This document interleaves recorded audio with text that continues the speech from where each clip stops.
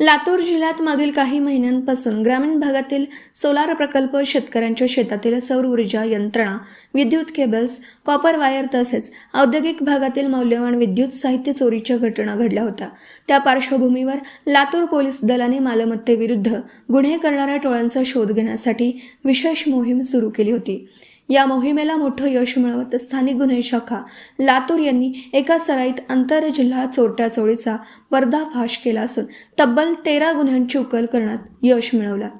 Police अधीक्षक लातूर श्री अमोल तांबे यांच्या सूचना व निर्देशान्वये अपर पोलीस अधीक्षक श्री मंगेश चव्हाण मार्गदर्शनाखाली व स्थानिक गुन्हे शाखेचे पोलीस निरीक्षक श्री बावकर यांच्या नेतृत्वाखाली मालमत्तेविरुद्ध गुन्हे करणाऱ्या आरोपींचा शोध सुरू असताना 9 जून रोजी स्थानिक गुन्हे शाखेच्या पथकास गुप्त बातमीदारामार्फत खात्रीशीर माहिती मिळाल्यानंतर पोलिसांनी 5 नंबर चौकात तात्काळ सापळा रचून 2 संशयितांना ताब्यात घेण्यात आला। त्यांची ओळख बालाजी अरुण काळे राहणार सरामकुंडी फाटा तालुका वाशी जिल्हा धाराशिव, आकाश उर्फ भैया नवनाथ पवार राहणार सुरडी तालुका केज जिल्हा बीड, सध्या राहणार शिरढोण पारधी पिढी जिल्हा धाराशिव अशी पटली आहे। आरोपींच्या ताब्यातील टाटा व्हिस्टा कारची झडती घेतली असता वाहनातील पिशवीमध्ये तब्बल 11,09,000 रुपयांची रोख रक्कम आढळून आली। एवढी मोठी रक्कम पाहून पोलिसांना संशय आल्याने आरोपींकडे सखोल चौकशी करण्यात आली। पोलिसी खाका दाखवत आणि तांत्रिक पुराव्यांच्या आधारे करण्यात आलेल्या चौकशीत आरोपींनी अनेक धक्कादायक खुलासे केलेत। त्यांनी आपल्या अन्य साथीदारांसह लातूर जिल्ह्यातील विविध भागांमध्ये solar panel, copper wire, cable wire, विद्युत साहित्य तसेच बोरवेल मोटारींच्या चोरीचे गुन्हे केल्याची कबुली दिली।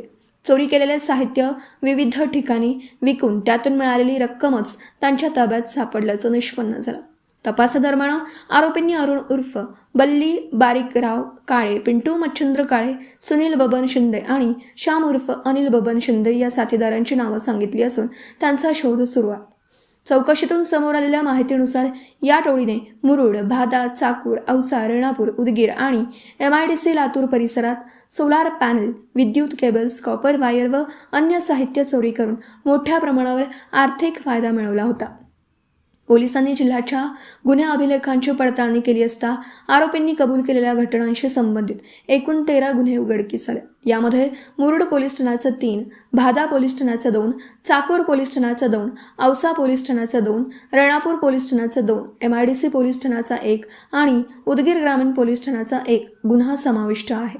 विशेष म्हणजे ग्रामीण भागातील सौर ऊर्जा प्रकल्प व शेतकऱ्यांच्या शेतांमधील सोलार यंत्रणा लक्ष करून या टोळीने चोरीची मालिका सुरू ठेवली होती। या कारवाईत पोलिसांनी आरोपींकडून चोरीच्या मालाच्या विक्रीतून मिळालेली 11,09,000 रोख रक्कम, गुन्हे करण्यासाठी वापरण्यात आलेली टाटा व्हिस्टा कार किंमत 5 लाख तसेच हिरो HF डिलक्स मोटारसायकल किंमत 50,000 असा एकूण 16,59,000 रुपये किमतीचा मुद्देमाल जप्त केला।